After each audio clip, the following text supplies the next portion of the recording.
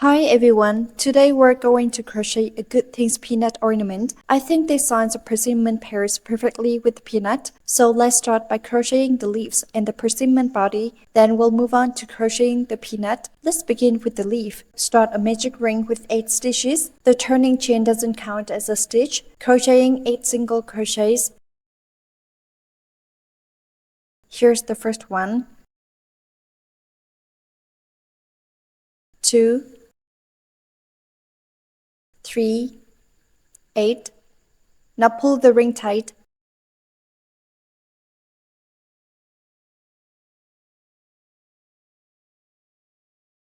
Slip stitch into the first stitch to close the ring. Slip stitch done. Now let's start crocheting the leaf. We'll make 4 leaves in total. Let's demonstrate one of them. Start from the slip stitch spot, chain 3, then 2 triple crochets, work them into the same stitch where we slip stitched. That is, the very first stitch, make 2 triples here, pull through 2 loops each time, pull through 2 loops again, then finish the triple crochet. So you're pulling through 3 times in total. Now do another triple crochet. After the 2 triples, chain 3. Now go back to the first chain stitch. Insert into the first chain. Slip stitch to join. Great. Now into the next stitch. 2 triple crochets. Pull through 2 loops each time.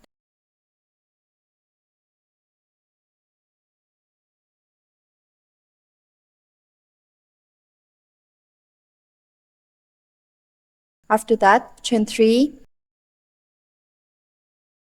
Slip stitch into the next stitch, specifically the third stitch. 1 leaf is now complete. Then just like we did for the first leaf, repeat these steps, chain 3 to finish the last one. Then slip stitch into the first stitch.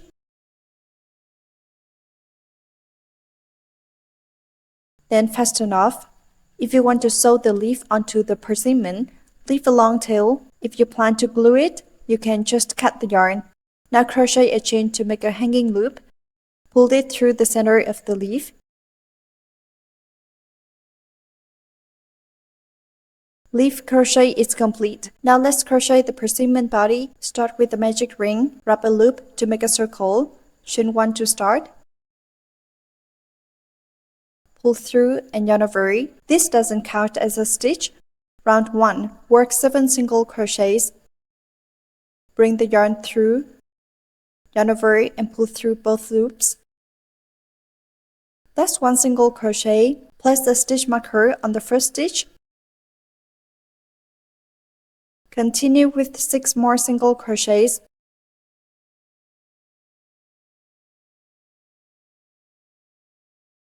After that, tighten the magic ring. Now slip stitch into the first stitch. Remove the stitch marker. Insert the hook into the V of the first stitch. Pull the yarn through, then pull through again. Slip stitch complete. Now chain 1 again to begin the next round. This chain and slip stitch don't count as stitches. We're starting round 2. This round is all increases. Work 2 single crochets into the first stitch, both in the same stitch. Place the marker again in the first stitch. Mark it as your starting point.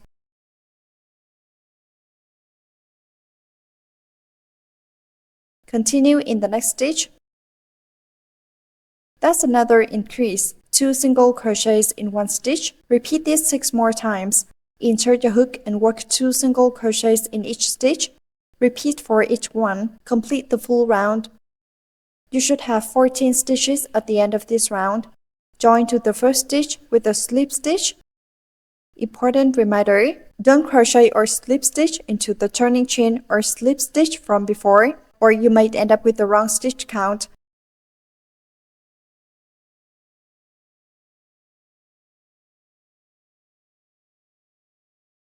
Slip stitch, then chain 1 to begin the next round. Repeat this process every round. Always slip stitch, then chain 1. Now round 3. Start with an increase in the first stitch. That's 2 single crochets.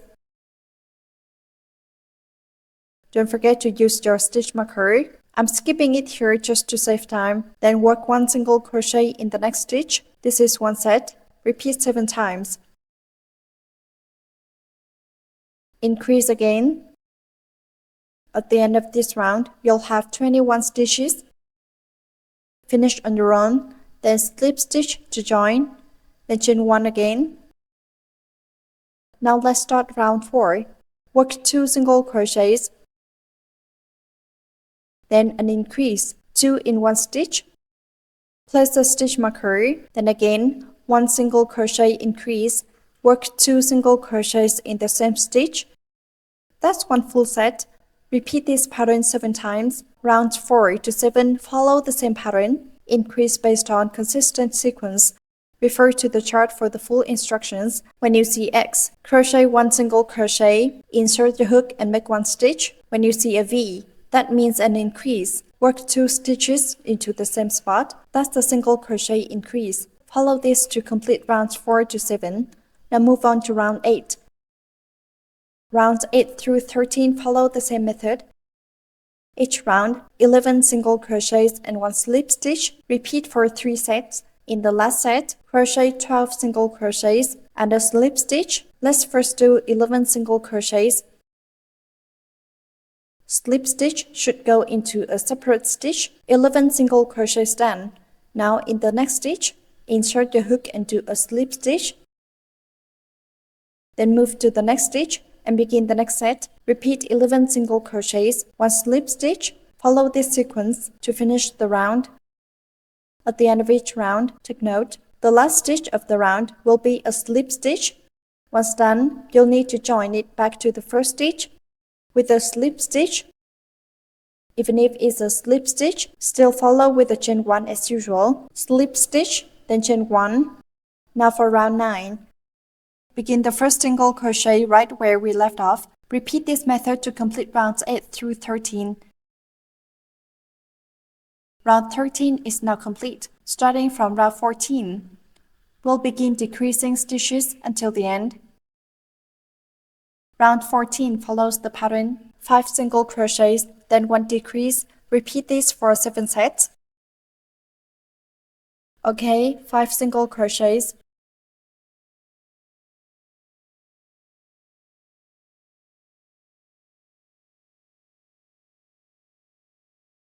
Now let's do the decrease.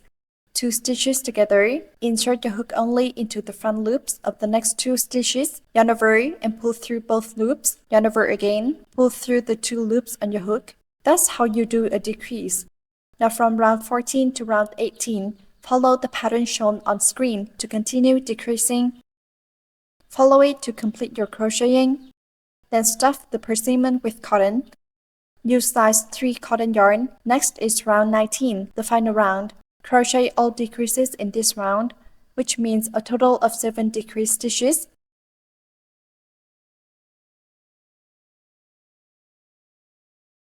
After finishing this round, leave a long yarn tail and cut the yarn. This tail will be used for shaping. Slip stitch, then leave a long tail and fasten off. Body complete. If there's a hole left, you can use a yarn needle to sew by skipping a stitch and picking the next one. Okay, skip this stitch, then go under the next one. And then the one after that. Once threaded through, gently pull the yarn and it tightens right up. Next, we'll shape the persimmon using the yarn tail. Insert the needle from the center, right through the middle.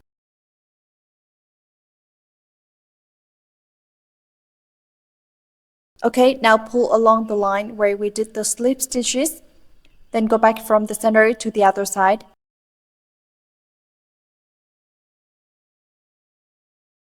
Pull it tight.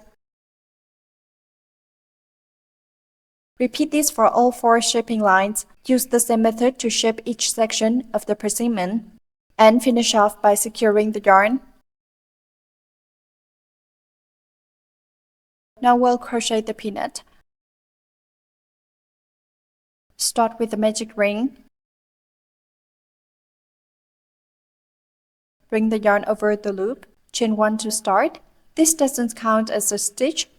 Round 1. Crochet 6 single crochets into the ring. pull through. We're using cross single crochet, yarn over, and pull through the loop. Place the stitch marker on the first stitch. Continue crocheting 5 more single crochets. Once done, pull the magic ring tight. Now slip stitch into the first stitch and remove the marker. Insert the hook into the first stitch. Bring the yarn through, pull the yarn through again. Chain 1 to start the next round. Actually, I'll do that in a moment, because from round 2 onward, we'll work in back loops only. This full V shape is 1 stitch, the full V including the previous slip stitch V. The back loop refers to the side further away from you, like this, here and here. So from now on, all stitches will be made in the back loop only. First, let's chain 1. Good. The first stitch goes into the back loop of the slip stitch. We'll start with an increase in the first stitch. Place the stitch marker here, then crochet another single crochet in the same stitch. That makes 1 increase. Next stitch, do a single crochet in the back loop, another single crochet, then in the next stitch, an increase. Work 2 single crochets in the same stitch. That's 1 full set. Continue with another set. At the end of this round, you'll have 10 stitches. Finish the round and join with the slip stitch. This is the first stitch. The stitch in between is the slip stitch and turning chain. Be sure to mark your first stitch properly. If you accidentally crochet into the slip stitch or turning chain, you may end up with the wrong stitch count. Join into the actual first stitch with the slip stitch and chain 1 to start the next round.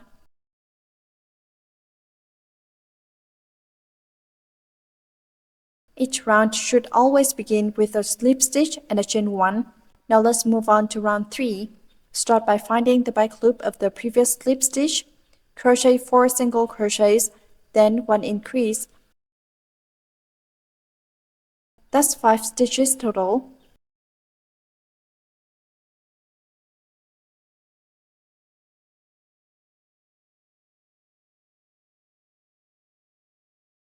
Place the stitch marker on the first stitch.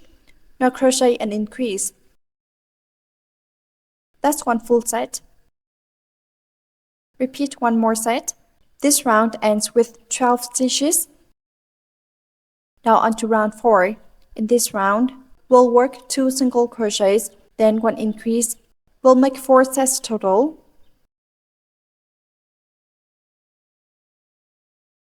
Now the increase. 1 set completed. Continue crocheting 3 more sets. At the end of this round, you'll have 16 stitches. Let's move on to round 5. Work 3 single crochets, then 1 increase. Make 4 sets in total. You'll end up with 20 stitches. That's 3 single crochets. Now 1 increase here. That's 1 full set. Complete 3 more sets. Round 6 and round 7 are just single crochets without increases or decreases. Each of those rounds will have 20 stitches. Please complete round 6 and 7 on your own. Just crochet 1 stitch into each stitch evenly. Now for round 8, work 3 single crochets, then 1 decrease. Repeat this for 4 sets. Start with 3 single crochets.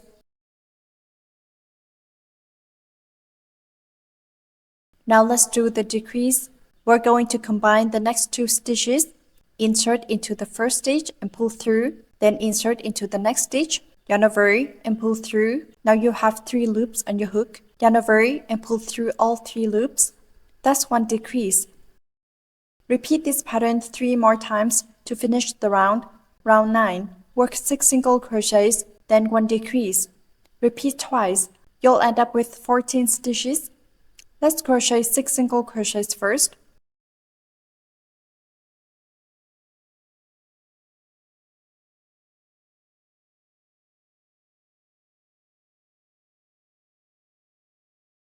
Now do a decrease, pull through, then pull through again. We've already demonstrated single crochet, increase and decrease. For the next few rounds, you can follow the chart. When you see an X, do a single crochet. When you see a V, do an increase, 2 stitches in one spot. When you see an A, like earlier, do a decrease, combine 2 stitches into one. Complete the remaining rounds in this way. When you reach the second to last or third to last round, it's time to add stuffing. Finish the final stitch, slip stitch and don't cut the yarn yet. After the slip stitch, we'll first make a chain to serve as a hanging loop. Crochet the chain to your desired length, then return to the spot where we made the last slip stitch again to secure the loop. Now let's crochet the lines on the peanut shell. These are made by slip stitching into the remaining front loops. Just slip stitch along the front loops. I'll start with the first reach. It helps to tuck in the yarn as you go for a neater finish. Personally, I think hiding the tail makes it look nicer. Just keep picking up the unused front loops from earlier. Slip stitch into each of those loops one by one. For each peanut, you can add 4 or 5 reach lines. It's up to you. When you reach the last stitch of the reach line, you can simply chain 2 stitches and pull them across to the opposite side, then continue on the other side, starting from round 1. And begin slip stitching again. Follow the line carefully. Keep slip stitching along the marked path. Keep going along your desired reach path. Once done, cut the yarn. Thread the end through a yarn needle. Weave in the yarn tail to hide it. And that completes the crocheted peanut.